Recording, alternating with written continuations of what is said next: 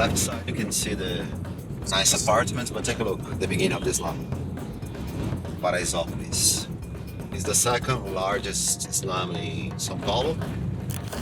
With Brazilian journalist Renato, we traveled to the stronghold of the country's biggest cartel, and maybe the biggest cartel in the entire Latin America. The city of Sao Paulo has always been considered the crime capital of Brazil. In Paraisópolis, a local guy, Igor, meets us. We're approaching the main staircase. This is one of the 3 entrances to Paraisópolis. The name comes from Paraiso, which means paradise, and polis, which means city. So you and I are going to Paradise City.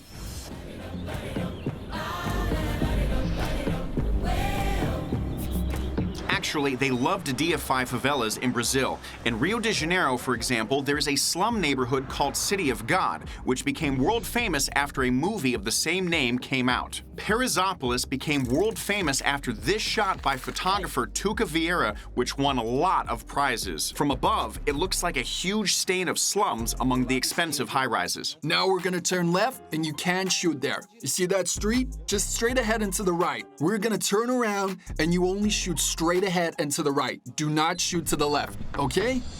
Okay, guys, I've just been warned that when I walk, I can only film myself. I can shoot straight ahead like this, and I can shoot this way, but I can't shoot all the alleys this way.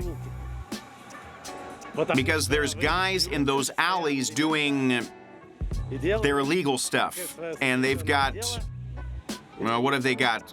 Oh, yeah. Oh, okay, yeah, those kids are going places. Oh, wow. Oh, there's a lot of pressure. What's going on in there?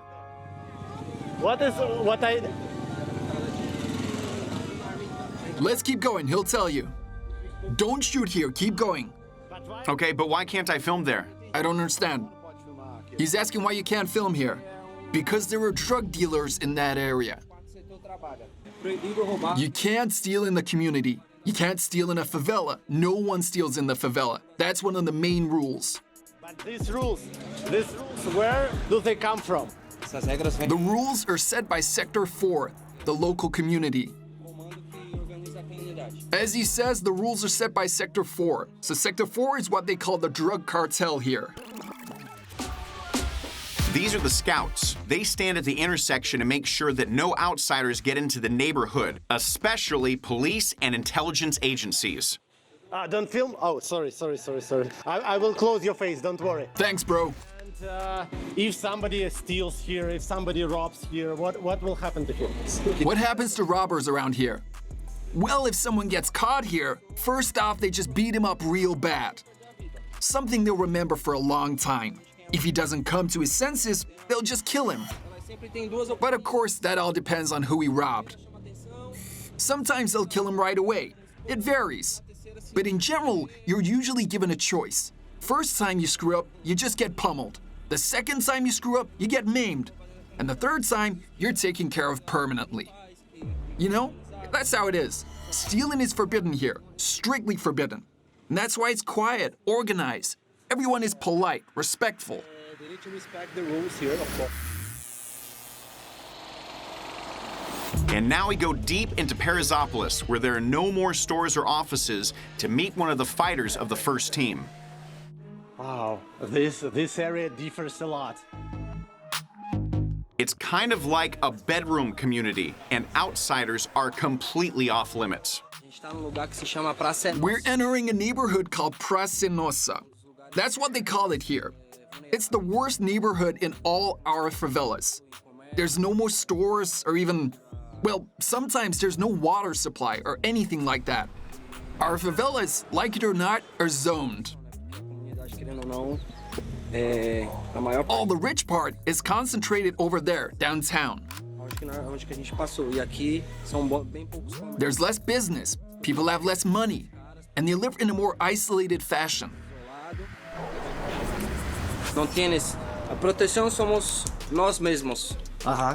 We provide all the security here. There's team fighters. They live here. But nobody pays them for protection. We just have our own protection. We're united. Somos unidos. Ajá. Pero esta... Yeah, but this team that's protecting you, they've got guns and everything? Yeah. Yeah. Y Pero no. Yeah, but they don't need to show that. They don't need to show their guns. I make this motherfucker bad. Coolie suelta, media loca. In Rio de Janeiro, security in the favelas is also only provided by the cartels, but each favela has its own cartel. It's forbidden to call the police. We continue walking through Paraisópolis to Sao Paulo. At one point, we get stopped by the scouts. Hey, what are you doing here with cameras? What are you saying? Who said you could come in here with cameras? Who's that guy with you filming around here? I have permission, it's okay. I don't know anything about your permission. I got permission, I'm escorting them. If we were alone, the recordings would have been taken from us. We're busted, put the camera down. But in the end, they let me leave with Igor. Can you imagine if we don't have permission? Yeah. But he came just to ask whether we have permission or not, yeah? Camera down? Camera down. Okay. So here, unfortunately, I'm going to have to put my camera down almost everywhere because you can't film here. We're accompanied by Guillermo, a famous Brazilian blogger who makes videos about local food in different parts of the country. And by the way, the link to his channel will be in the description. There are a lot of rich people that live in the favela that, own buildings, they rent it out, they own commercial establishments. So people have the wrong idea that they're only, poor people that live here, but they're just hard work people, But can you explain why do people stay here even though they have money? Some of them have money. Yeah, well, some of them that have money, they wanted to leave. The ones that don't want to leave is just because to maintain their roots and, In the past, this land was just captured, yes, taken by people. But now, can you just come and get some land here for free and to build something? There's no more land, so you're not allowed to build something, right? Uh-huh. You can buy or sell as long as you're the owner, but there's no more land to build. There's no more space. That's why if you pay attention of the architecture of this favela, they all build vertical, right? Because there's no more space to build, Yeah. right? And believe me, it's not cheap at all.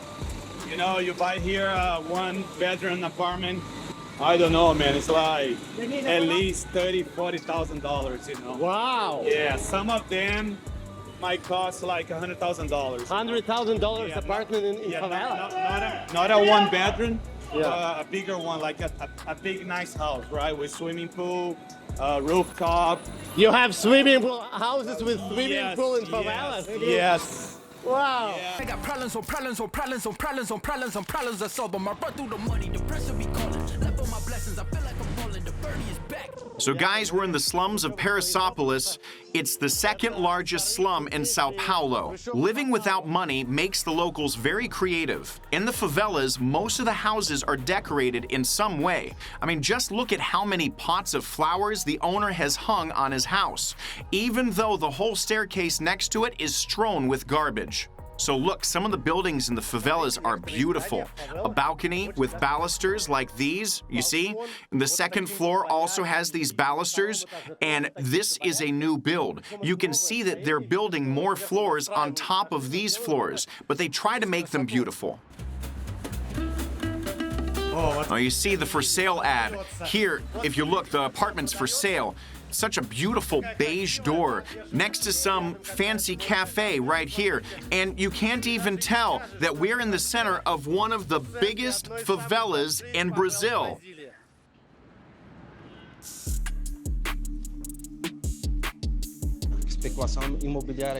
So lately, when in the neighborhoods they started to build residential complexes, the prices of the slums shot up. Some apartments here rent now for 400 reals a month, some rent for 800, and some for 1,000 reals. Favelas grow like this. First, the first floor is built. And when a family has children, they add a second floor, and then their children add a third floor, and so on and so forth. The houses sometimes grow up to 7 floors. When a family moves somewhere, sometimes on the site of an already built favela, well, the old houses are demolished and replaced by other houses. And the bricks that are used for building favelas are very light. So listen to this. They're hollow inside, so they're very, very light. They're easy to tear down, so it's easy to build new houses in their place. Hi.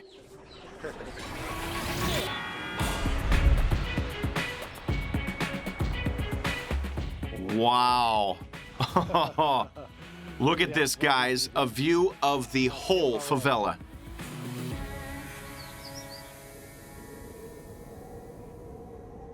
Why aren't the police protecting you? The police kill. If the police are in a favela, that means danger. People don't trust them. They don't bring security. They don't protect. But why not? I don't understand. The police are supposed to protect. But the Brazilian police don't protect. Why not? Prejudice. They have a lot of prejudices.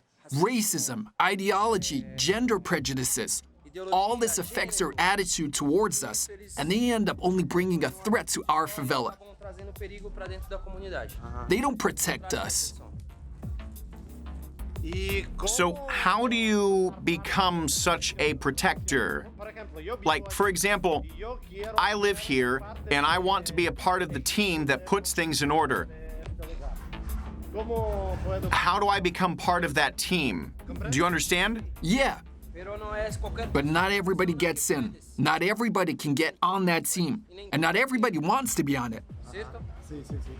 It's a personal choice. It's your choice. Is it more dangerous now than it was, say, 10 years ago? No. Or less dangerous? No. Much less dangerous. Much less dangerous. For example, 20 years ago, there was another cartel here, and you couldn't do anything. You couldn't build houses, you couldn't develop. It was tough. There was a lot of killing. And now the community lives in peace. There's law under the cartel. When did peace come about? When? Around 2003. 2003, why? What happened? The people in charge of the neighborhood changed. The people who were in power ran away. They were kicked out. And others came in and they're still in charge to this day. And now this neighborhood is living in peace. That's right. In peace. Complete peace. No war in any neighborhood in Sao Paulo. No war. All the neighborhoods of Sao Paulo are peaceful now. Is it just in Sao Paulo or all of Brazil? Just Sao Paulo. Why only Sao Paulo? Why isn't it like that in other places? Because Sao Paulo is where this cartel was created. It originated here. There are a lot of cartels in Rio de Janeiro. Elsewhere in the country, there's a lot of cartels. And of course, there are fights between them, but there's only one here. Okay, so there's only one. There's no competition. There's no gang feuding. There's just no such thing. There's one faction, and that's it. Okay, and you like it that way, that there's only one? Yeah, I mean, we're at peace. No war, no gunfights, no police breaking in at dawn, kicking down doors, and you begin to appreciate every minute of the peaceful life that our neighborhood has. It sounds unthinkable, a gang that's restoring order. But here's a graph of crime in Sao Paulo since 2000, when the first team cartel took control of the city, a precipitous drop in crime. Experts from the World Economic Forum cite data. The murder rate dropped from a high of 52.5% per 100,000 in 1999 to just 6.1% per 100,000 today. Since 2020, Sao Paulo, once the most feared city in Brazil, is now safer than New York City, where crime is on the rise. The same World Economic Forum says a few researchers believe the drop is due to the dominance of a single gang known as the PCC, which imposed its own brand of criminal order, a kind of Pax Mafioso, a mafia piece. We don't want a war with anybody, but it's different in Rio. There they love all these wars among themselves. We're done with that here. We're all one here. We're all human beings, and there's plenty of room under the sun for all of us. You catch my drift? Say no war. We're only at war with the system, with the government. In Rio, on the contrary, the cult of guns has been growing over the years, so that on the streets there's only more guns.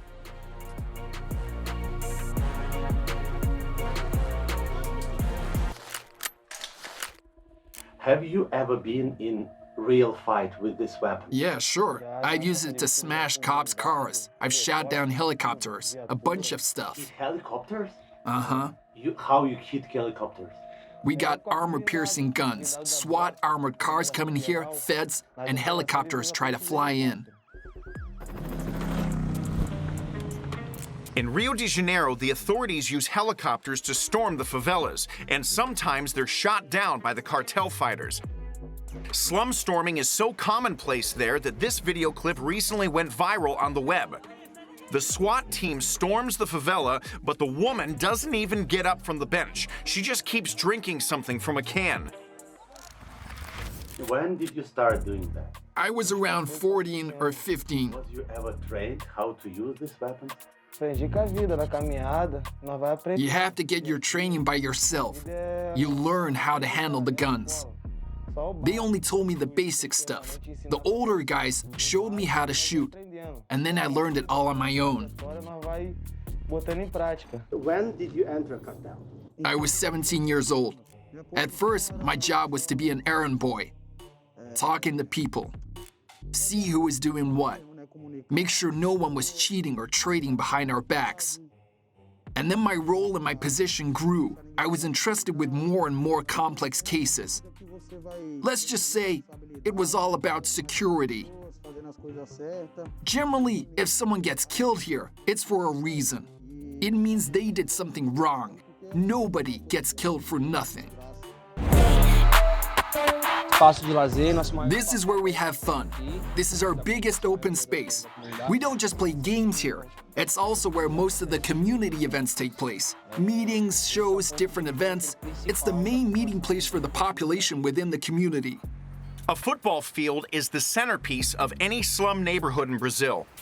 No matter how shabby the houses around it are, no matter how much garbage is lying in the narrow slum streets, the field will be clean, neat, and always ready for the game. And there will almost always be lots of kids on it. Soccer for these kids is a chance to get out of the favelas forever. Did you win? No. No? Vai cair hoje, eu acho. Again? Did they lose? Yeah? Antônio já tá querendo. No luck? All right, I'll train you some more. You'll kick their ass. Neymar, who now earns over $100 million a year, grew up in one of the poor neighborhoods in Brazil, as did Ronaldinho and many other football stars. There are opposite examples, though. Adriano Leite Ribeiro grew up in one of Rio's poorest favelas. He played for Flamengo, Inter, Roma, and Miami United. But then partying and alcohol brought him back to the favela. What's more, rumor has it that he is now a member of the city's main drug cartel, the Red Team. Here he is posing and showing their CV symbol with his fingers. And in this picture, here he is with a bod and a beer in the favela, and you can hardly recognize the former celebrity. No matter how much the favela residents talk about how safe it is, and no matter how much the cartel members describe themselves as Robin Hoods, almost everyone here wants their children to leave as soon as possible. Do you have children? May I ask you? Tenho. I got 3 and a wife, man. Mãe. Do you think your children will be part of the gang too? Não. No, I'd like a different future for them. I'd do anything for that. I want them to have a different future. I want their future to be different to mine. They don't have other option if there is always a gang. They will. To work, to study, to become a decent member of society. They'll have opportunities I've never had in my life. Do you have family? Tem. I do. What do you think your children will be soldados too? No. My kids live in another state far away from here, and I hope they don't repeat my life. Brazil really leaves its mark on those who have been here forever. Divinely beautiful nature, vivid emotions, thrills, and delicious, juicy food. But what do you think of this country? I always reply to your comments myself. Don't forget your likes and subscribes, but we're moving on.